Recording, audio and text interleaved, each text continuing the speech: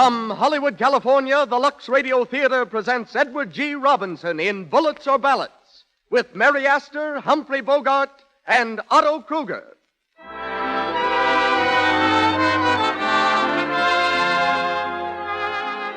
Lux presents Hollywood. Bullets or Ballots? This is the question answered in tonight's play. The vivid drama of a battle against racketeers. Screened by Warner Brothers, you'll hear it starring Edward G. Robinson, Mary Astor, Humphrey Bogart, and Otto Kruger, while our special guest is Frank B. Gumpert, nationally known criminologist. Louis Silvers conducts our music. Now, just a word before hearing from our producer. Your complexion and the care you give it is mighty important to you, isn't it? Then, of course, you don't want to take chances with inferior soaps. You want to be sure the soap you use is non-irritating, really mild. It's nice to know that every ingredient that goes into Gentle Lux toilet soap is tested for extra fine quality, for purity. Now you know why 9 out of 10 screen stars use Lux toilet soap for their million-dollar complexions. They can depend on its gentleness and mildness. You can, too, and that's so important to your good looks, to your happiness. So I hope you're making Lux toilet soap your regular complexion care. If you haven't a generous supply on hand, put it on your shopping list now. And now, the producer of the Lux Radio Theatre. Ladies and gentlemen, Mr. Cecil B. DeMille.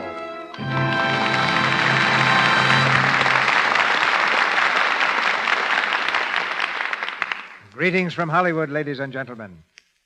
Racketeering is a comparatively new word in the American language, but an old bugbear in American history.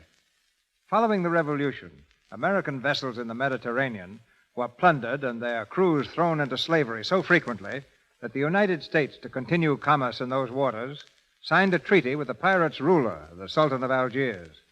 Uncle Sam paid $800,000 for the ransom of imprisoned sailors, and for years paid an additional $23,000 annually as a guarantee for future safety, until our Navy, under Stephen Decatur, forever ended this racket of the Barbary pirates.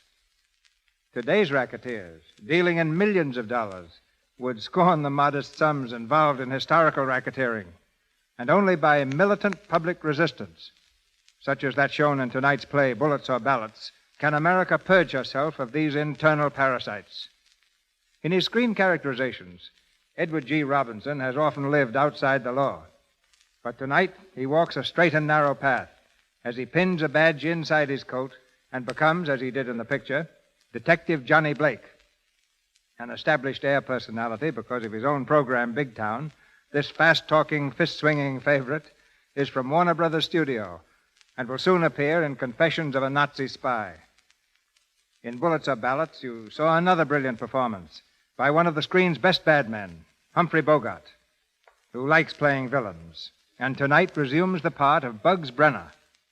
In our glamour division, there's Mary Astor, who brings her loveliness and talent to the role of Lee Morgan.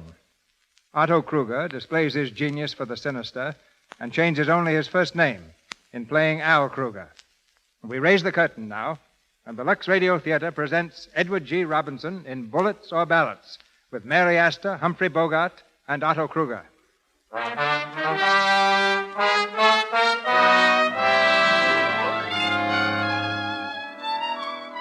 A radio station in a large eastern city. At a table in one of the smaller studios, a man reads earnestly from a typewritten page.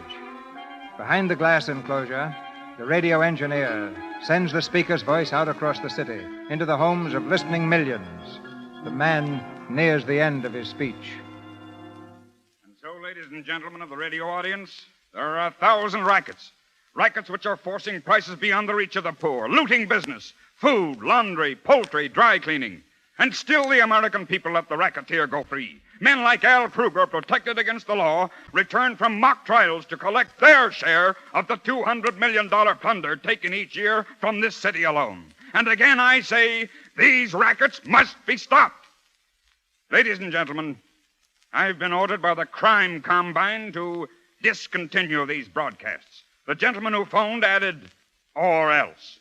For his information, I shall continue to broadcast regularly, and my papers will continue their present policy of open attack on racketeers and directors of organized crime who are the really dangerous enemies of society. Ladies and gentlemen, you have been listening to Mr. Ward Bryant and his March Against Crime. Mr. Bryant will be heard again at this same time. Good night, Mr. Bryant. Good night, Joe. That was a fine speech tonight, Mr. Bryant. I heard it here on the speaker down the hall. Glad you like it. Get me a cab, will you, Joe? Sure. Yes, sir. You sure have the right angle on this racketeer business. Hey, look out! Look out, Mr. Bryant! Look out! Mr. Bryant! Mr. Bryant! Help! Paper, Ward Bryant killed, editor shot down. Proceeding editor murdered, gang bullets got Bryant. Ward Bryant killed, gangster car killed.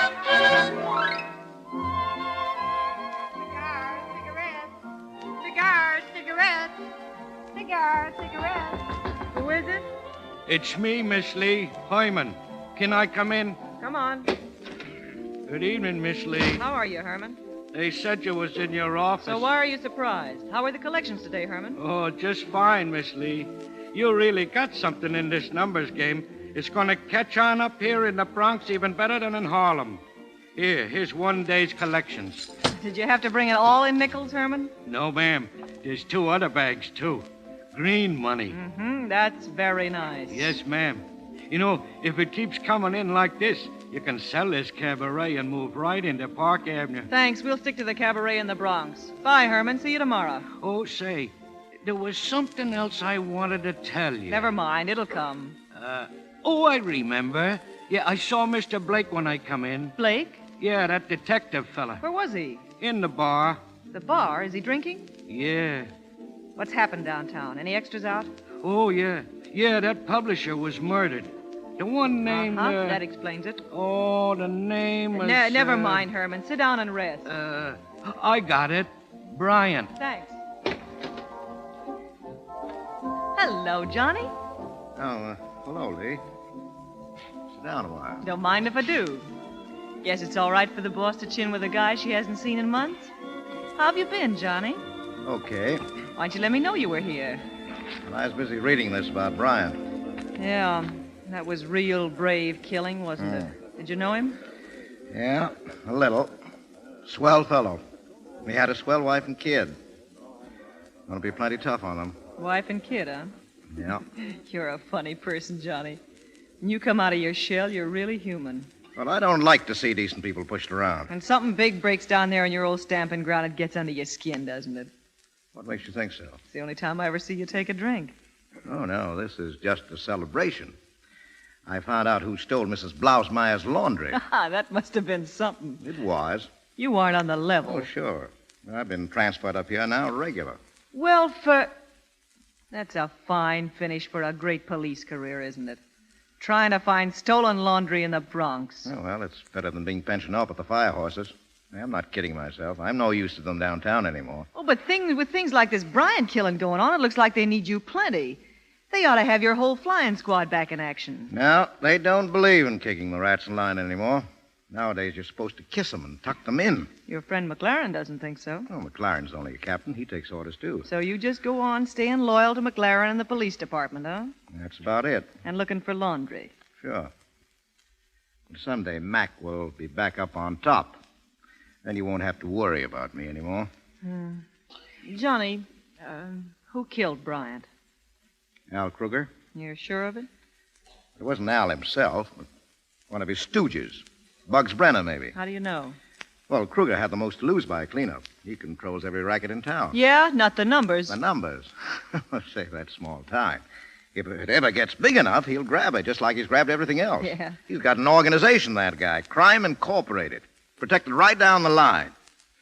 They can't lay a finger on him until we find out who's behind him. The higher-ups, you know, who see to it that he gets away with anything he wants, including murder. I wish they'd let you take a crack at this job. Why? Feeling sorry for me? Maybe. Or maybe it's just because I hate to see a swell guy eating his heart out. Oh, forget it. Well, see you around. When, Johnny? It's a long time between your visits, you know. Oh, I'll make it soon. Swell. Hey, I thought you didn't let Muggs into this place. I don't when I know him. Well, look who's coming in. Who is he? Crail. I sent him up to Sing Sing a couple of years ago. Well. If it ain't Detective Blake. So the parole board turned you loose on the public again, eh? Yeah, no thanks to you. Well, I hear they cut the big shot detective down to size. Gee, it must be tough not to be able to kick the boys around anymore and make them tip their hats to you. Yeah, but they still do. To a Bronx flatfoot? Yeah. And as long as I'm part of the force, they'll keep on tipping their hats. Remember it next time. All right, everybody, it's all over. Muggsy, throw that guy out. Music, Harry.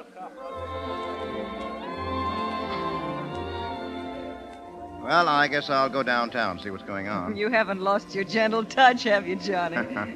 I'll see you soon. Don't hurt your knuckles.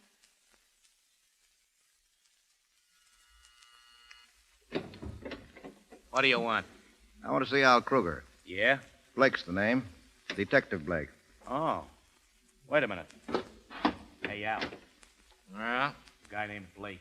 A dick. Johnny Blake? Oh, come in, Johnny. All right, Vincey, get out. Hello, Al. How are you, Johnny? Sit down. Yeah, well, big night for you, huh?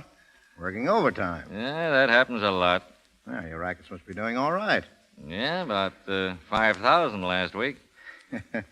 Yeah, 500,000, you mean? Maybe. I can't count that high. Cigar? Thanks. I thought you were homesteading in the Bronx. What are you doing down this neck of the woods? Oh, just poking around the old hangouts. What do you think of Bryant's death? Yeah, I was just reading about it. Too bad. He was a fine fellow. Now, they'll probably blame it on you, Al. You're telling me. A couple of the boys are up here from headquarters a half hour ago. They were very nice about it, though. Yeah, that's the trouble. They have to be. You'd have taken me around the corner and rolled up a newspaper. Yeah, I guess I would. But I didn't get much out of you the last time I gave you a going over. You came close to I it. wish I'd known it at the time. You'd have got some more. And I wanted to get you on that rap. Yeah, good old days. Yeah. You've traveled a long way since then. Well, you'd have gone a long way, too, if you'd thrown in with me the first time I asked you. Maybe I would. You'd have been a great help to this business, Johnny. You know more about the inside of this town than any bird that ever lived in it. If I'd gone in with you, Al, I'd have done it to nail you. No, you wouldn't. You never double-crossed anyone in your life, even a crook if he told you something in confidence. You rode the pants off of all of us, but you always let us know where you stood. Yes, you've always known what I thought of you. Yeah, you're the only fellow that I'd take it from. Well, I still want you to throw in with me, Johnny. Well, I'll stick with the department. After all the kicking around they've given you? Mm-hmm. You're a chump. All you'll get out of it is a petty larceny pension. I could do more for you in a year than you learn in a lifetime on the force. Well, maybe I'd like to make my money the hard way. Yeah, no. I'll probably still be asking you 10 years from now. If you live that long. Hey, Al, you see the papers about... Hey, what's he doing here? Well, if it isn't Bugs Brenner. How's for getting out of here, Blake? Hold your horses, Bugs. I asked Johnny. Oh, here. never mind, Al. Bugs hasn't been able to forget the week he spent in the hospital after he took that swing at me. I don't think much of him either. See you around. Oh, I forgot to compliment you, Bugs. Nice, clean job you did on Bryant. What are you talking about? Nothing yet. Good night, Al. Hey, what's he talking about? As if you didn't know, you 10-cent thug. I told you to leave Bryant alone. I didn't know nothing about him. What's the matter with him? Is he dead? Yes, he's dead, and you did it. I pull you off a truck, and you pay me back by taking a chance on ruining $1 million gold mine. Someday you'll get wise to the fact that the strong-arm stuff went out with Prohibition. You're not running liquor anymore. You're in big business. Sit down. Hello? Plaza 95472. That's right. We've just seen the extra, Mr. Kruger. Please come to see us at once. Tonight. Yes, sir. Right away. That ought to satisfy you. Who was it? The big fellas? The first time they've called in 6 months. When they call at this time of night, it means they're going to rake me over plenty. They're liable to pull the props out from under me for this Bryant mess. And if they do, it'll be the last thing that'll happen to me. Hey, Al. Who are these fellas? Who are they, Al? If you knew, you wouldn't sleep much tonight. Now, beat it.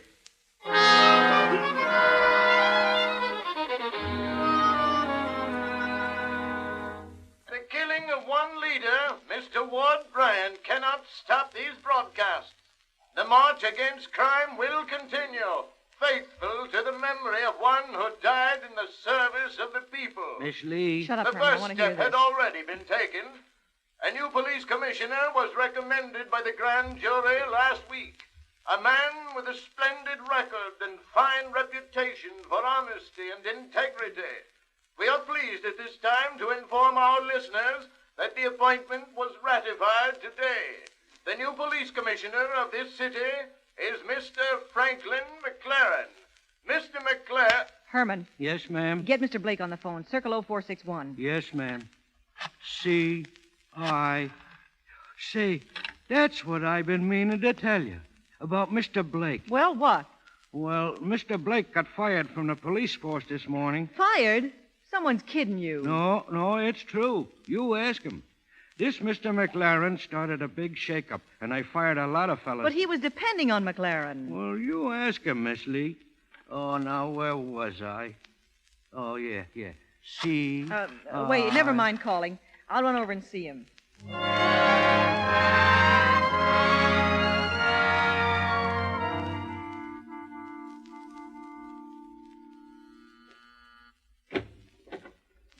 Oh, Hello, Johnny.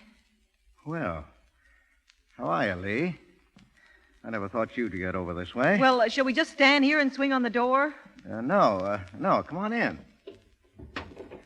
Well, what are you in an uproar about? Herman said you were fired. That's right. Sit down. Make yourself comfortable. Who did it? McLaren? And you're the one that was telling me that when McLaren got on top, everything would be just fine and dandy. Well, I was wrong. Sure. It's about time you got wise to yourself. Around this town, the only reason friends pat you on the back is to find an easy place to break it. Well, you're a friend, aren't you? I guess you're dumb enough to think so. Oh, no, I'm not dumb, Lee. You like me pretty well. Well, that goes both ways. You know, if women and home life had been in my line, I'd have fallen for you a long time ago. It would have been sort of nice, wouldn't it? Yeah. It wasn't in the cards, Lee. You can't beat the cards, can you? No. You didn't get enough salary to save much, did you, Johnny? Oh, I'll get along. I suppose you'll be looking for a job. Mm-hmm. I thought you might like to come in with me and help me run the numbers game. What? You got all the help you need. Oh, I won't have. It's getting bigger all the time. Some weeks it brings in 10 to 12,000. Boy, 12,000? From that penny ante game? Mm-hmm. Well, the last time you told me about it, you were only getting a few hundred. I know, but they're crazy about it in Harlem, and now it's going over in the Bronx. Oh, please come in and help me run it, Johnny. You could do a swell job of building it up. You'd make a lot of money for both of us. You're pretty regularly. You'll do it? No, not a chance. Any money I made would be just coming out of your pocket. I don't take money away from women. Well, I thought I'd tell you about it. Well, thanks just the same. I'm sorry you got kicked out. It's going to be tough for you to break into something new after all these years. Yeah, I guess so. What do you think you'll do? Well, I was just leaving to take in the fights. I've got a good card on tonight. Don't hurt your knuckles. So long, Johnny. Hiya, Johnny. Hi, Louie. You missed a sweet battle, Johnny. Yeah, well, that's too bad. Yeah, your pal McLaren liked it a lot, What's too. that? McLaren, is he here? Yeah, right over there, see? Oh, yeah, thanks. See you later. Oh, hello, Mr. McLaren. Oh, hello, John. Congratulations on your new job. Thanks, John. They told me you were trying to see me today. Sorry, I was busy. Oh, it's okay. I can say it now. I just wanted to thank you for the kick in the teeth. What? Come here. Blake! I'm Take your hands Commissioner. off me. No, you can't sock the commissioner and expect to get away with it. Let go of me. Will you prefer charges, Commissioner? No, just throw him out in the street.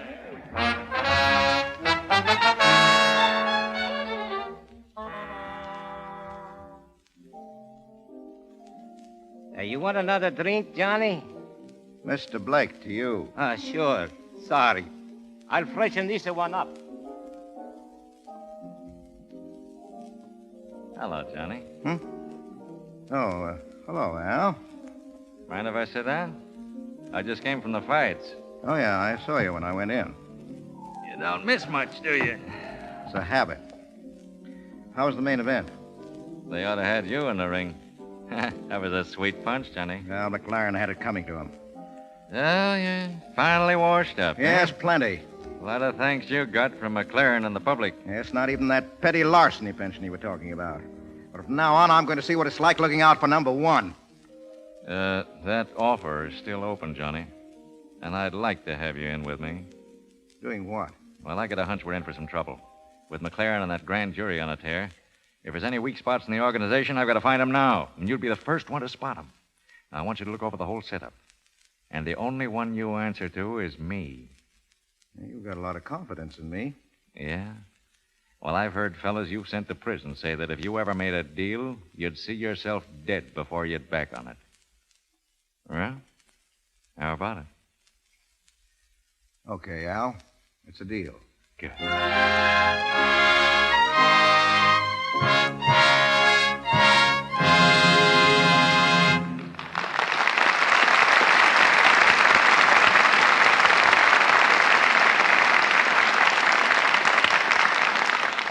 We have come to the end of the first act of Bullets or Ballots, starring Edward G. Robinson, Mary Astor, Humphrey Bogart, and Otto Kruger. The curtain will go up on Act 2 after our short intermission. But now, here's something that happened recently, which I would like to have you hear. Better hurry, Mary. We're going to be late. All right, just a moment. Gosh, you've been pimping for an hour now. Oh, don't exaggerate. I'm coming. Don't be cross, Bill. Oh, hello. I thought you'd never show up. Oh, say, you look wonderful. You like it? Like what? The hat, of course. Oh, gosh, the hat. Sure, I like it. But I like what's under it better. How about a little kiss? Come on. Let's get going. I'm going to be proud. There's nothing like a soft, smooth complexion to make a new spring hat do its best. And as a matter of fact, the best-looking hat in the world can't do much for a woman who's been careless about her skin. The woman who's let cosmetic skin develop. Dullness, little blemishes, enlarged pores. That's why clever women everywhere take the screen star's tip. They use cosmetics all they like, but they're always careful to remove them thoroughly with Lux toilet soap. This mild white soap that 9 out of 10 screen stars use has active lather. Let it help you keep skin smooth and soft, lovely to look at, nice to touch. Mr. DeMille. Act 2 of Bullets or Ballots, starring Edward G. Robinson with Mary Astor, Humphrey Bogart, and Otto Kruger.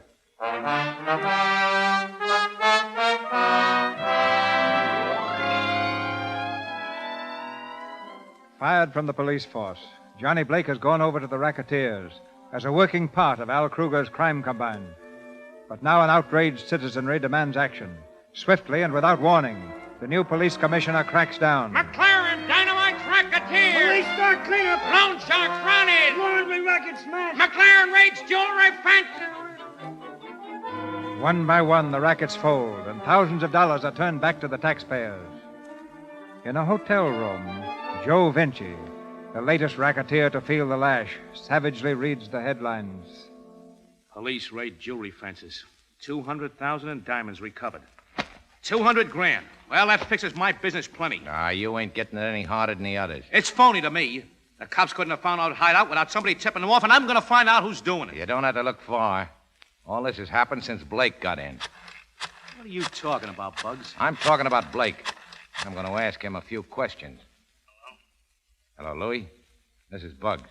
Let me speak to Blake. Well, he ain't here, Bugs. He just drove over to the bank with Al. Oh, yeah? Yeah, when he gets back, I want to see him right away. Sorry. You'll have to move that car. This is a no parking zone. Forget it, copper. This car belongs to Al Kruger. Thanks. Want me to put your name or his on the ticket? You write a ticket for Al Kruger, and he'll tie you that nag of yours upside down. Yeah, what goes on? What's the idea of the ticket, Donlin? What's it to you, Mr. Blake? What's the matter? Afraid McLaren will fire you if you don't get rid of all those parking tags? No, he's already weeded the rats out of the department. You wouldn't like to climb down off that horse of yours for a minute, would you, Donlin? I'll be glad to. Hey, now, wait a minute. Take it easy, Johnny. I'm off. What do you want to make of it? This? Why, you Hey, took now, it. wait a minute. Johnny, cut it, the cop. Try to do it. How's that, Let's Donlin? get out of here. Surviving wants slivvies, huh? Need a horse to be a cop, do you? You're too rat. This is for the whole force. Rats, huh? Give it to him. Well, if it ain't Johnny Blake. Come on, Johnny. You've had enough work for your fist today. Yeah, it took two of you to do it, as usual. Shut up. You all right, Dunman? Yeah. Call the wagon. Yeah, call the wagon. Get a whole squad to take me in. Joe, tell Al if he wants me at that meeting on time, better rush a lawyer down for me.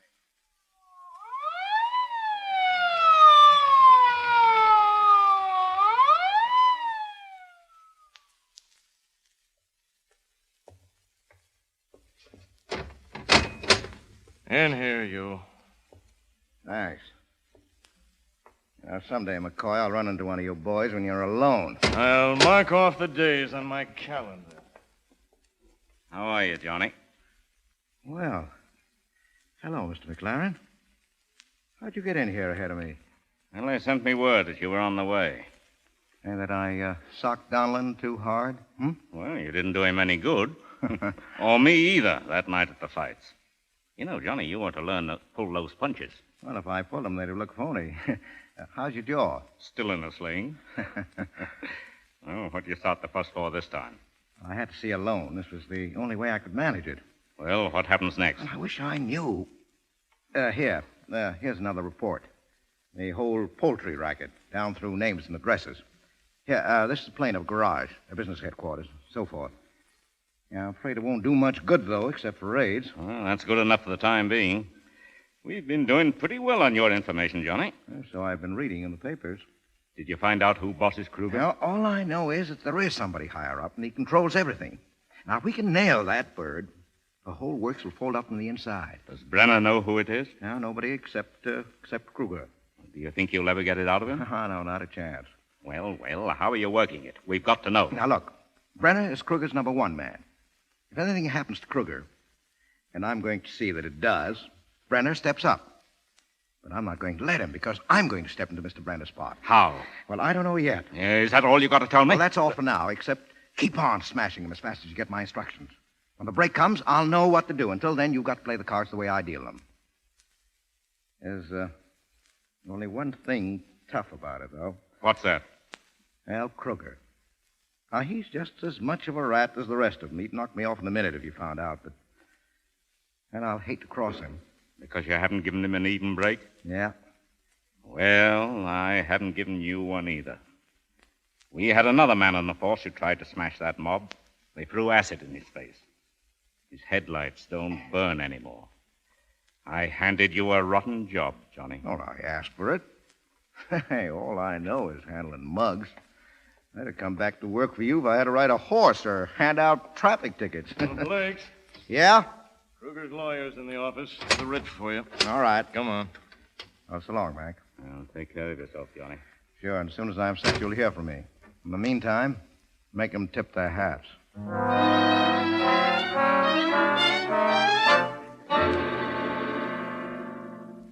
You heard me, Al. Blake. Nobody else but Blake. I tell you, the guy's double-crossing us. Shut up! Now, wait a minute. I said shut up! That means you too, Bugs. I'm running this outfit. Look, Chief, I tell you that all the time. Good evening, gents. Oh, thanks for the fast legal service, Al. What's the matter? What is this, a wake? It might be. See in the papers? New racket raids, net 21. Nice picture of McLaren. Yeah. The boys think you're working for him. I'm wondering. I'm not. Bugs, shut up! What have you got to say, Johnny? Oh, sure, Al. I just sold you right down the river. The cops said they were sorry they kicked me off the force. Why, McLaren sent me a basket of flowers for hitting him in the jaw. Said if I want to come back, he'd give me the whole Bronx to wander around in. I wouldn't clown, Johnny. We're wise to you, Blake. You're true. No, I'm just starting. Hey, now listen, copper. Take your hands off. I don't like guys that put their hands on me. Let's keep this a business meeting. All right. Start talking. Al, I went to work for you because you wanted help. I didn't come to you. You came to me. Now you think I crossed you. Well, I couldn't get a dime a dozen if I handed this whole mob over to the cops, and you know it. You can see now why you need help. Well, and you need plenty of it. Hey, Al, are you going to let this guy talk his way out? Shut up! Keep talking, Johnny. Never fails, does it? When mugs get in the jam, they always start off by knifing each other. Hey, I thought you were smart, Al. What would you suggest? Well, let McLaren have his fun. You can't stop him. As soon as he's made a showing, the grand jury will fold up right under him. They always do. You know that. Sure. And meanwhile, we sit back and wind up broke. No, spend your time building up new rackets. So that when McLaren comes up for air, he'll find a dozen more going. Just pull them right out of the hat, huh? No, you just go to work. Quit playing cops and robbers. Stop knifing each other. I suppose you've got a good racket in mind? Well, name it. Sure, I've got one. Numbers. Go ahead. Now, what's the odds against picking the right number from 1 to 1,000? Well, 1,000 to 1. That's it. Now, we take the last 3 numbers of the racetrack payoff every day. The suckers try to guess it. And the payoff is 600 to 1. That is, if anybody picks the right number. Now, a lot of people will try to pick that every day if $1 would win them 600. Oh, what are you trying to sell us? That penny ante game Lee Morgan's running up in the Bronx and Harlem? Well, it's so penny ante that she's picking up $12,000 a week out of a few neighborhood stores. Most of the bets are nickels and dimes. Now, 7 million people in this town, and all of them looking for easy money. You just offer them 600 for one and watch this thing spread like a 4-alarm fire. And they won't be playing 1 number apiece. They'll be picking 4 or 5. Now, if you want to control the winning number, you can pay off on racetrack bets and manipulate the totals. Now, all it needs is organization. You get 1 million people buying numbers every day, and this one racket will clean up $300 million a year. Why, it's easy. It's a cinch. 300 million? That's right. Did somebody say something about penny ante? All right, you fellas beat it. Mr. Blake and me want to talk business. I said beat it! Okay, Mr. Kruger. Nice talking, Blake. Now, sit down, Johnny. You know you're a pretty smart guy. Yeah. My mother used to say I was going to be president.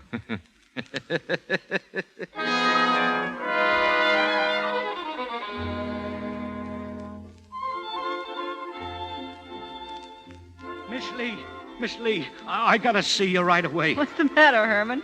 Where'd you get that shiner? Miss Lee, it's important. Come inside. Well, Herman, spill it. They took the money away from me. The numbers money, the bag and everything. Who did? I don't know. Some men. They stopped me on the street. They told me to keep my face out of there. They said I couldn't even make collections no more. Oh, they did they? All right. Sit tight, Herman. What are you going to do? They're mugs, Miss Lee. I'm going to tell Johnny Blake about it. He'll run those chiselers right off the end of the 93rd Street dock. Wait here. I'll be right back.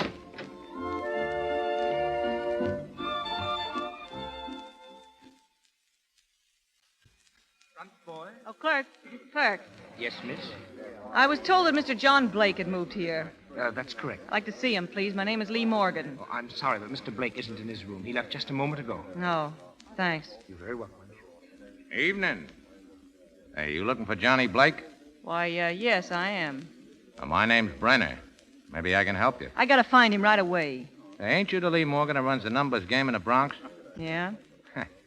I hear they started running you out of it tonight. Well, they won't get away with it. Yeah, I know. It's a dirty trick. I don't blame you for gunning for Blake. Gunning for him? Yeah. He's the one that's taking it over. Blake. You're a liar. Oh, he's grabbing it to put himself in strong with Al Kruger. Why don't you go in and ask him? He's in the coffee shop. Yeah? Thanks. Hello, Johnny. Oh, Lee. Well, sit down, Lee. Thanks, but I may not be staying long. No? What's on your mind? Just one thing. Are you taking over the numbers game, Johnny? Well, are you? Yes. Why? I can't tell you. I see. I tried to take you in with me. Sort of worked out better to toss it to the wolves, didn't it? Well, I thought they'd let you keep on running your end. I guess that wasn't poetry about friends finding an easy place to break the back. So long, Johnny. Good luck to you.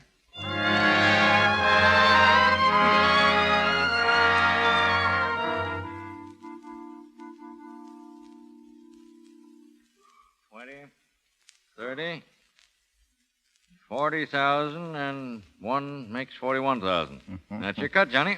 Oh, thanks. Hey, that's not so bad. Yeah, you earned it. That was a great idea, taking over the numbers. Guess it was. By the way, you better sink that cash in a safety deposit box. Don't put it in a regular account. No? No. Oh, sure. Safe deposit. Oh, I get it. Is that what you do, Al? Yeah. It's easier to get at it, and they can't trace it. Well, you and the bosses must have had to take over a vault. I don't know where they put theirs, but they're plenty happy. Hey, how about meeting him sometime? Not a chance. I'm the only one that knows who they are, and I guess they want it to stay that way. I suppose you can't blame him. Well, good night, Al. Right. Oh, say. What would happen to him if you got lost? Well, he'd pick someone else and keep on going. Brenner, huh? No. It would probably be you. Me? Yeah. They think you're the best man I've got. You wouldn't want it, Johnny. The top job, but it's the last one a guy ever holds. There's only one way out. That's the payoff for helping them, huh? Yeah. But don't worry about getting it. I don't intend to get lost. Oh, sure. Well, good night. Good night.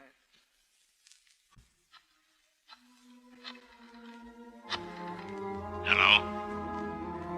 Hello, McLaren. Yeah. This is Johnny Blake. I'm ready to go, Mac. Grab Kruger right away. Wait a minute.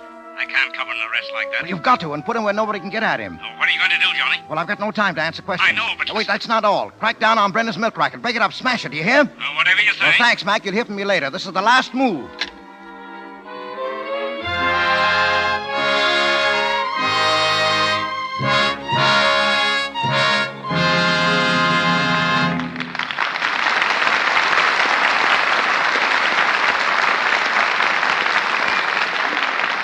Pause for station identification.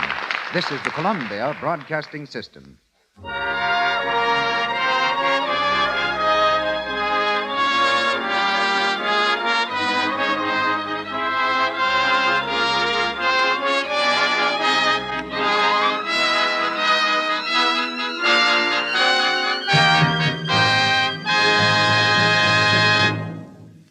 We've ended the second act of Bullets or Ballots, and our stars bring us Act 3 shortly.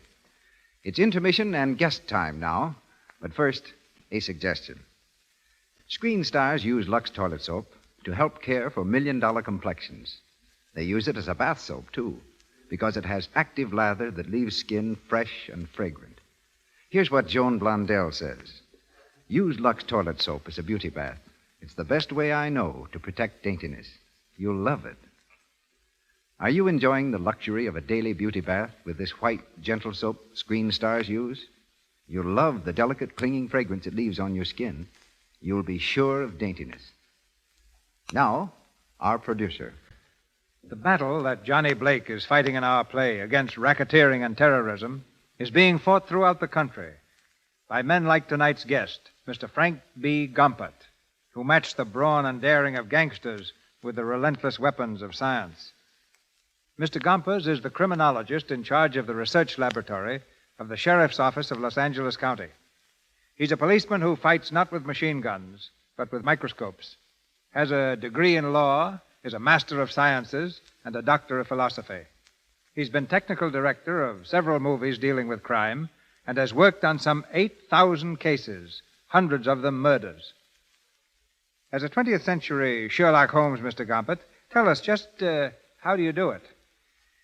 Well, we have to deal in chemistry, ballistics, physics, toxicology, and handwriting, Mr. DeMille. No one man can be outstanding in all fields. But a laboratory, combining experts in each field, can come pretty close to solving any crime. To me, one of the outstanding values of our laboratory is not its power to convict the guilty, but to free the innocent. Hundreds of times, evidence that might have otherwise convicted a perfectly innocent man, when examined in our laboratory, has freed him of every suspicion. I know that you're perhaps the nation's greatest expert in solving crime with the evidence of human hair. And while you might have some difficulties with me, what can you learn from those whose tresses are a bit more abundant? You'll do fine, Mr. DeMille, as long as you have a single hair left on your head.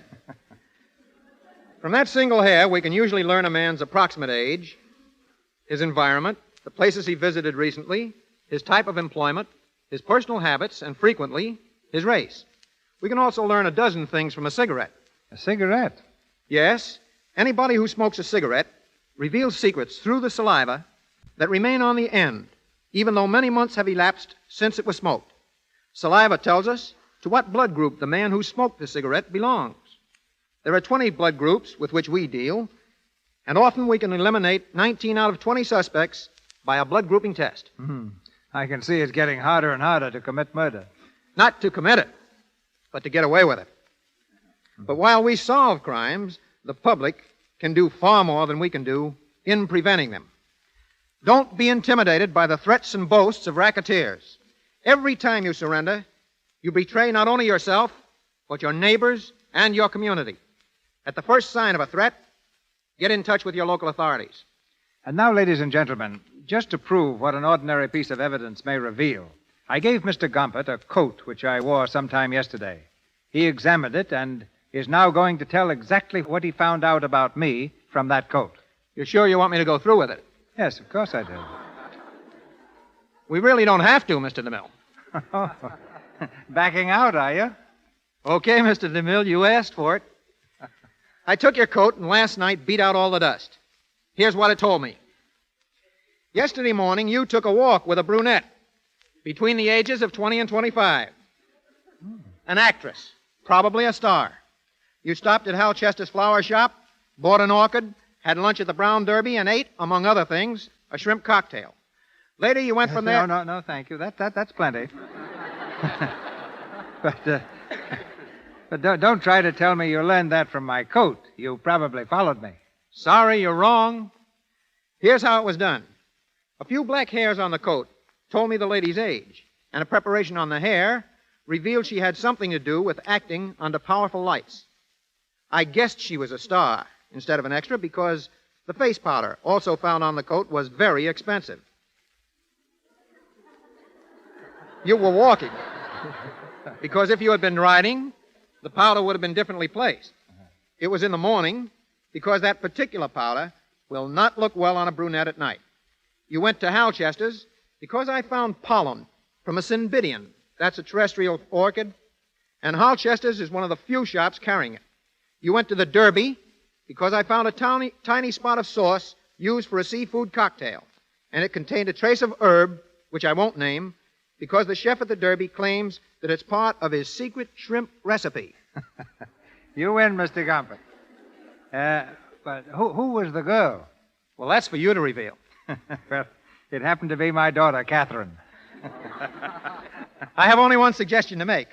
The next time you go to the Derby for lunch, how about asking me along? And thanks for the invitation here tonight. Great detective. Great detective, Mr. Gompert. And that's the date.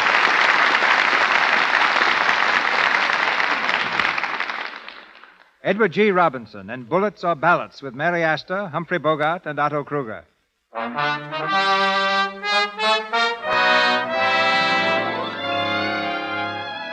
Confident that the higher-ups will choose him to replace Al Kruger, Johnny Blake has ordered the gangster's arrest. The trap is ready to spring. But Bugs Brenner arrives at Kruger's apartment first. He faces the leader, a revolver in his hand. Well, hello, Bug.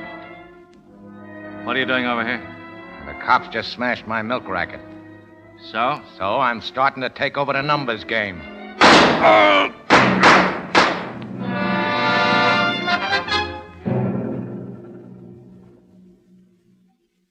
Al Kruger slain. Racketeer found dead in hotel room. Who is it? Good morning, Miss Morgan. Oh, come in. Mr. Brenner, wasn't it? Yeah, that's right. A lot of news in that paper. Yeah, who did it? I don't know. We're trying to find out. Thought he was your friend. Yeah, he was. You don't seem very upset about it. Well, there ain't no use crying if the dice fall that way. Well, what do you want? Hey, do you want to go back in the numbers game? What are you trying to do? Kid me? Ah, you started a game. You ought to have a share in it. And I suppose Mr. Blake will let me have it. He'll have nothing to say about it. I'm running things from now on. If you want the Bronx and Harlem districts, they're yours. If you need protection, you'll get it. Yeah, that sounds good. Too good. You don't trust me, huh? I don't trust anybody. Yeah, neither do I. Now, we ought to work fine together. How about it? You're going to take it away from Blake? Yeah. All right. Go ahead and take it. Ah, that's the girl. Hey, come over here. Now, we'll get along swell, you and me, huh? Yeah. In the numbers game. Okay. I called the boys for a meeting tonight. They don't know it yet, but they got a new boss. Now,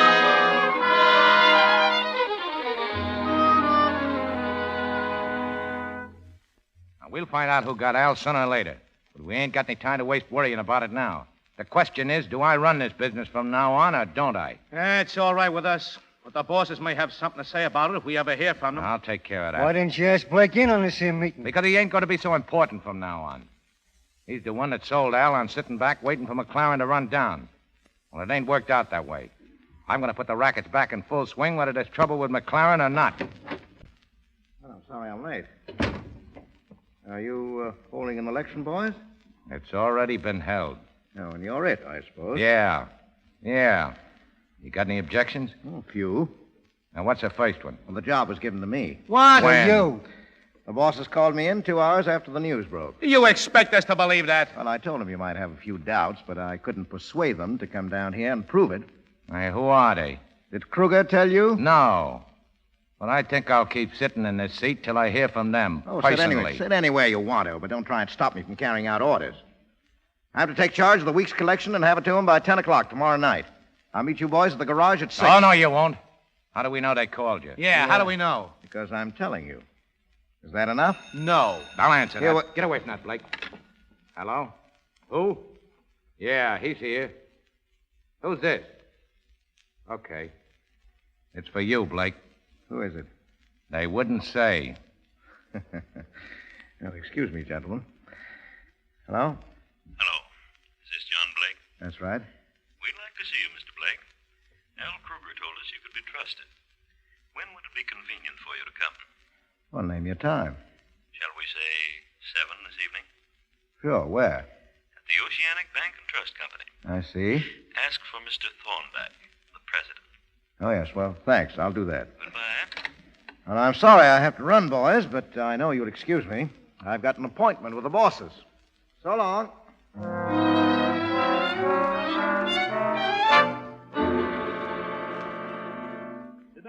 Sit down, Mr. Blake. My name is Thornback. Oh, yes, the president, huh? That's right. This is Mr. Hollister. How are you, Mr. Hollister? How do you do? And Mr. Caldwell. Mr. Caldwell, of the Caldwells? Well, so you're the heads. Yes. No wonder the organization has been so well protected. Why did you try to take Kruger's job over? No, I didn't try to take it over. I took it over. Well, didn't you think we might object? Well, why should you? I've proved that I can run it better than anyone else. Renter isn't any good. Yes. You have given us quite a bit of revenue. I've given you more than any 4 of them put together, and I'll keep on doing it, provided you give me a few breaks.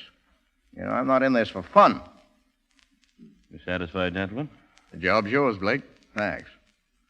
You're not making any mistake. Oh, incidentally, Mr. Blake, you're the only one who'll know who we are.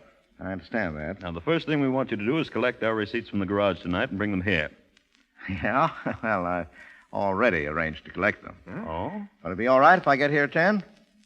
Quite all right. Now, before we get into detailed instructions, I suggest we have a drink to Mr. Blake's success. How about it, Mr. Blake? Thanks. It'll taste pretty good. Hello? Hello, McLaren? Yeah, Johnny? We're all set, Mac. I'm in with the big shots. Who are they? Well, what's the difference? You can't pick them up yet. You'll have to catch them with the dough to make it stick. Well, go on. Now, look, I'm meeting the boys at 6 tomorrow night at that garage I told you about. When you see me leave there with the dough, pull up fast and raid the joint. Go on. Then send your men to 24 and Wall. I'll pass there at 10 o'clock sharp to meet the big shots in their office. When I give the word, you can make the pinch. Nice work, Johnny. Now, remember, a few minutes after 6 at the garage, and come in shooting. That's all, Mac. All right, men, in the garage. Okay.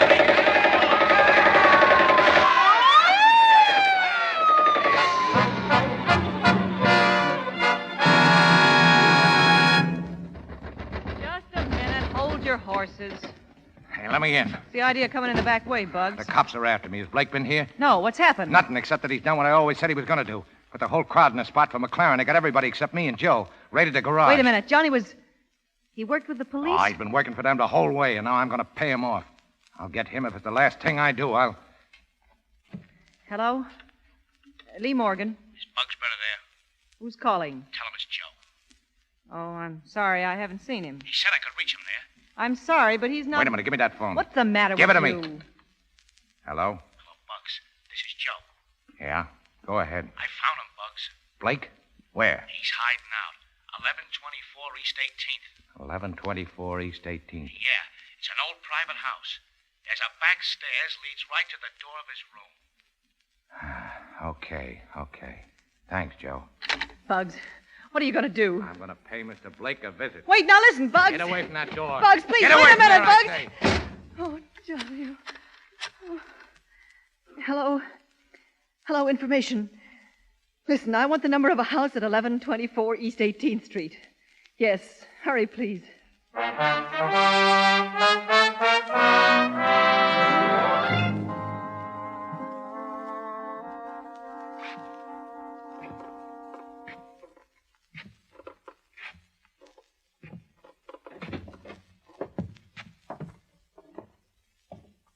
All right, Blake.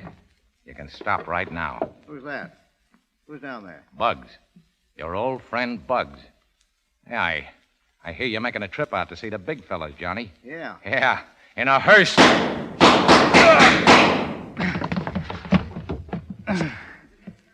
Well, too bad, Bugs. You only hit me once out of 4 shots. I guess I did better with only 2.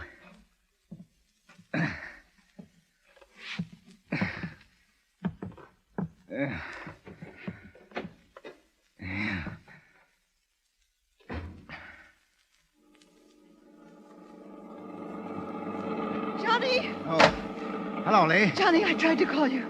There was no phone here. Yes, I know. Has Brenner been here? Yes, he's in there on the floor. Oh. Are you all right? Oh, sure. Drive me over to Wall and 24th, will you, Lee? All right. I've got some business. Sure, Johnny. I was afraid he'd kill you. He told me you were working for the police. Yeah, on and off. I've been a heel, Johnny. The things I said that night at the hotel. Well, you didn't know. Forget it. I tried to stay sore, but it seemed sort of funny not seeing you around. You're all through with it now, aren't you? Yeah. I'm glad. You can go back on the force. Maybe the Broadway district. Yeah, maybe.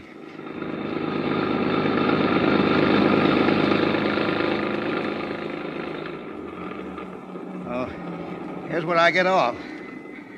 Thanks, Lee. Thanks. You sure you're all right, Johnny? Oh, sure. Run along. I'll wait for you. Oh, no. You'd have to wait too long. Thanks for the lift. You're racist, Lee. I'll remember that. Will you? Good night. Night, Johnny.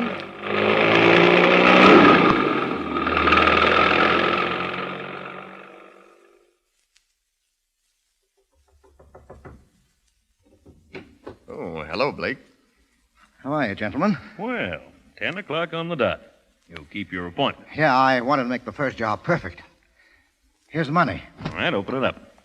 You have any difficulty with Brenner? Oh, no. We got along fine. Well, how does it feel to be head of the organization? And I've been waiting for a night like this for 15 years. You deserve it. Thanks. Will you gentlemen need me any more tonight? No, we'll contact you next week. Well, that's fine. Wait a moment. Huh? What's the matter with you? With me? Oh, nothing. Why? You're hurt. Oh, no. Everything satisfactory, gentlemen? Yes, of course, but I... Well, good night, then, gentlemen. Good night.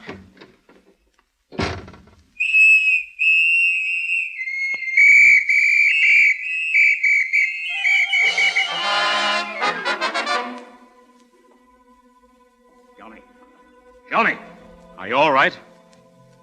Hello, Mac. Did you nail him with the dough? Yeah. Well, that's that.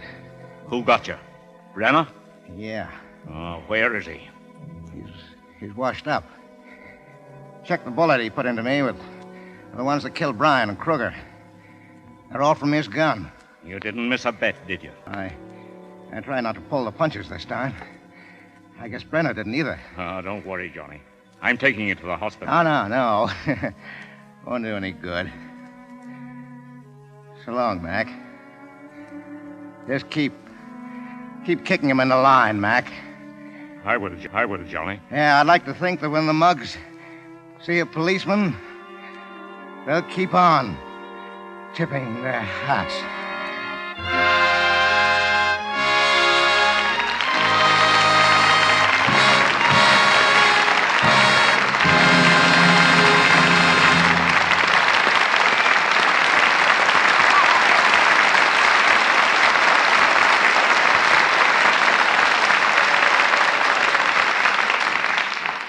life and a play end together. And now the late Johnny Blake becomes Edward G. Robinson. And Lee Morgan is once again Mary Astor. And here's a question, Mr. DeMille, that I've been waiting for a long time to toss at Mr. Robinson. Yeah? Don't you ever get tired of dying, Eddie? Of being Hollywood's favorite bullseye? Well, I don't mind being bored by a bullet, Mary, if the results don't bore the audience. But I'll admit it's a distinct relief to be able to die occasionally on the side of law and order, as I did tonight in Bullets and Ballots. But how did you like the story? Well, speaking as Lee Morgan, not so much. You just about ruined my life by dying. But speaking as Mary Astor, well, Eddie, I've learned that anything connected with the name Lux must be good. I found that out years ago when I started using Lux soap. Anyone who's at all fussy about her looks knows that Lux soap is about the nicest, most dependable complexion care there is. I guess I'm like most actresses in Hollywood because I'm never without it.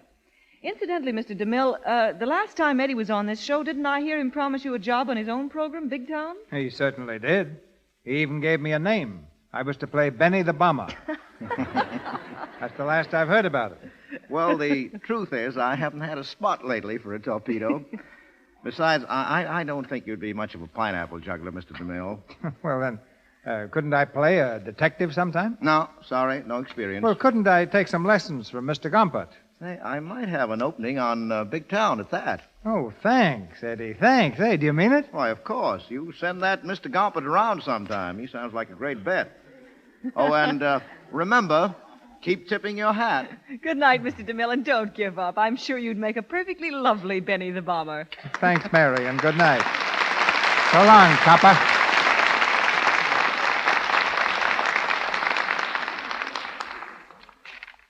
You'll hear from Mr. DeMille again in just a moment when he brings you great news about next Monday's program. Our stars were assisted tonight by Edward Marr as Joe Vinci, Wallace Clark as Franklin McLaren, Chester Clute as Herman, Lou Merrill as Thorndyke, Ted Bliss as McCoy, Wally Mayer as Crail, Lindsay McHarry as Ward Bryant, Galen Galt as Doorman, Ross Forrester as Louis, Earl Ross as Donlin, and Frank Nelson as Hollister. Mary Astor's new film is Paramount's Midnight. Humphrey Bogart is from Warner Brothers Studio and is now appearing in Dark Victory, which stars Bette Davis and also features George Brent. Louis Silvers is from 20th Century Fox Studio. He directed music there for the story of Alexander Graham Bell. Here's news for our Canadian listeners. Beginning this week, 28 Canadian stations are joining our network for the broadcast of the life and love of Dr. Susan. The makers of Lux Toilet Soap bring you this enthralling story about the love and problems of a young, attractive woman doctor every afternoon, Monday through Friday. Look in your newspapers for the time and station. The life and love of Dr. Susan comes to you in addition to the Lux Radio Theatre. Our producer, Mr. DeMille. An average young man marries into a wealthy family, only to find that neither big business nor a glittering social life can alter his affection and ambition for a racehorse named Broadway Bill. Bill's adventures on the racetrack and our hero's experiences with his wife's relatives provide the gay and romantic play you'll hear next Monday night. And leading Broadway Bill to our barrier will be 4 Hollywood stars who are favorites at heavy odds: Robert Taylor, Francis D., Gail Patrick, and Raymond Walburn.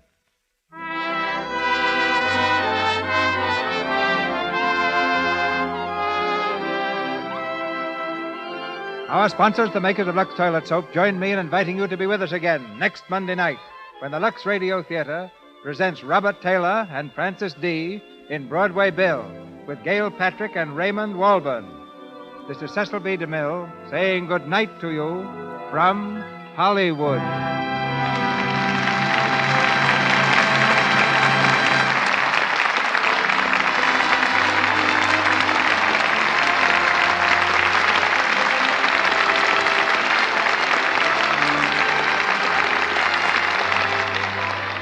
Your announcer has been Melville Ruick. This is the Columbia Broadcasting System.